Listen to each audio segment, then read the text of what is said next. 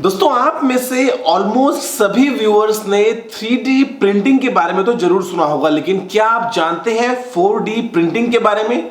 आज आप ये वीडियो देखते रहिए और मैं आपसे 4D प्रिंटिंग के बारे में ही बात करने वाला हूं। नमस्कार दोस्तों, मेरा नाम है गौरव, आप देख रहे हैं टेक्निकल गुरुजी। चलिए शुरू करते हैं।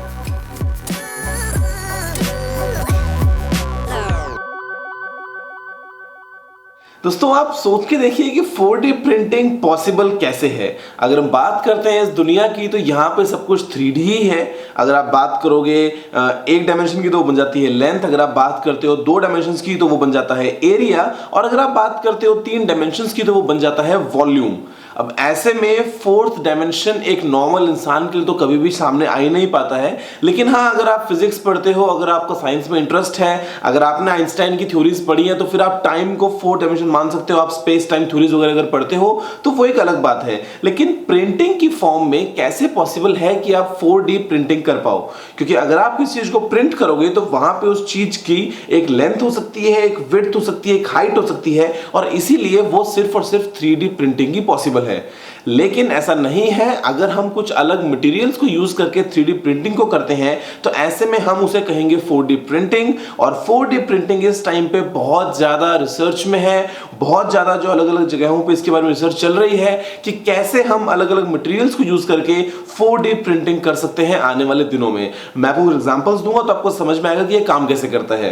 दोस्तों अगर आप जानना चाहते हैं कि 3D स्कैनिंग क्या है, 3D प्रिंटिंग क्या है, कैसे होती है, तो उसके लिए मैंने एक अलग से वीडियो बनाया है, आप देख सकते हैं, आपको ऊपर कार्ड्स में उसका लिंक मिल जाएगा। लेकिन 3D प्रिंटिंग के सिमिलर ही है 4D प्रिंटिंग। फर्क सिर्फ इतना है कि यहां पे जो मटेरियल्स काम में आ रहे हैं वो कंप्लीटली अलग हैं।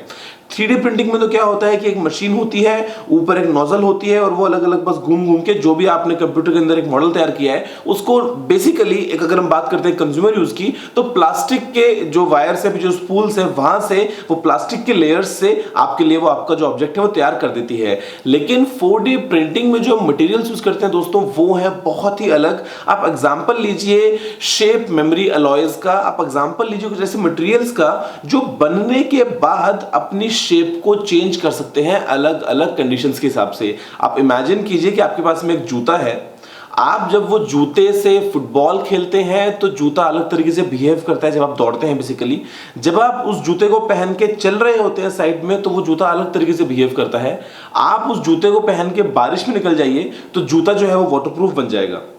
अब वो जूता ये सारे काम कैसे करेगा? अगर वो जूता 4D प्रिंटेड है तो शायद वो सभी काम कर पाए। वो कैसे करेगा कि उसने कंडीशंस के हिसाब से अपने आप को चेंज किया है, उसने फोर्स के हिसाब से अपनी शेप को मॉडिफाई किया। जैसे जब आप दौड़ रहे हैं और जब आप चल रहे हैं उसको पता है डिफरेंस क्या है, और इसीलिए उसने आपके सोल में कहां पे ज्यादा सपोर्ट लगाना है, कहां पे उसको कम सपोर्ट देना है, वो उसके अकॉर्डिंग मैनेज कर रहा है। और इसके अलावा उसने मॉइस्चर को भी सेंस किया और अपने आप को बना लिया वाटरप्रूफ। तो ये तभी पॉसिबल है कि अगर ऐसा कोई मटेरियल हमारे पास में हो जो इस तरीके से रिएक्ट करता हो, और अगर हम उस मटेरियल से वो जूता बनाएं तो आप बहुत ही आराम से ये सभी काम कर पाएंगे।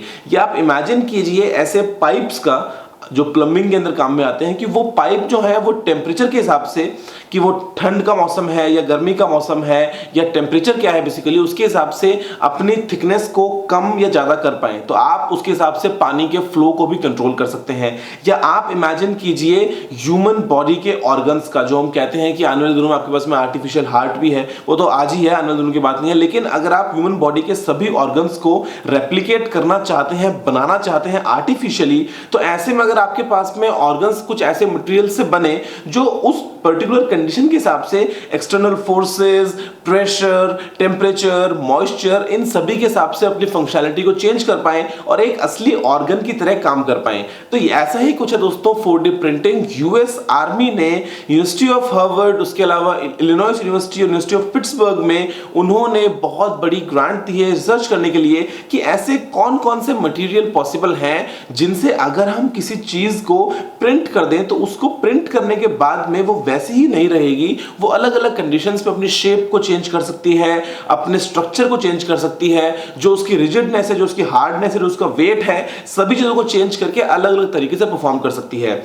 आप इमेजिन कीजिए कि आपने एक छोटा सा एक कुछ स्ट्रक्चर प्रिंट किया और वो ऐसा है कि वो एक किसी पर्टिकुलर कंडीशन में फैल के एक पूरा बड़ा टेंट बन जाएगा।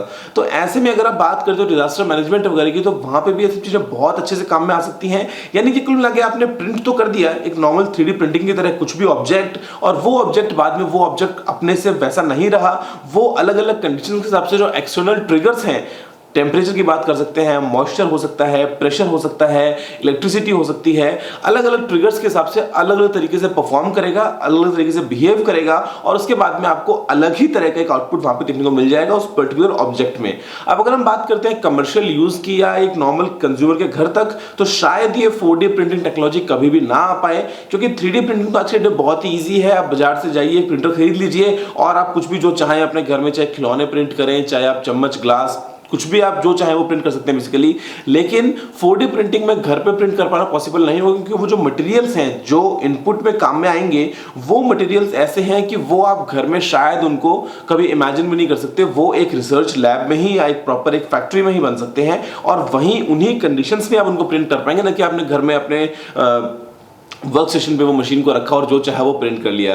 दोस्तों मुझे उम्मीद है कि आप जान गए हैं 4D प्रिंटिंग के बारे में। 4D प्रिंटिंग 3D प्रिंटिंग से कैसे डिफरेंट है, इसके क्या क्या आगे काम में आने वाले एप्लीकेशंस हो सकती हैं। अगर आपके दिमाग में कुछ और है तो वो भी आप बताइए कि ऐसे कौन से ऑब्जेक्ट्स हो सकते हैं जो आप 4D प्रिंटिंग के थ्रू ही पॉसिबली प्रिंट कर पाएंगे, और शायद वो इंसान की लाइफ में काफी बड़ा चेंज लेके आ पाए। अगर आपके दिमाग में ऐसा कोई आइडिया है तो आप नीचे कमेंट कीजिएगा।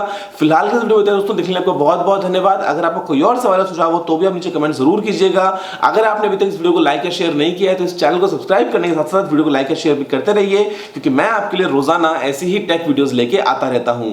फिलहाल के लिए इतना ही दोस्तों, जय हिंद, वंदे मातरम।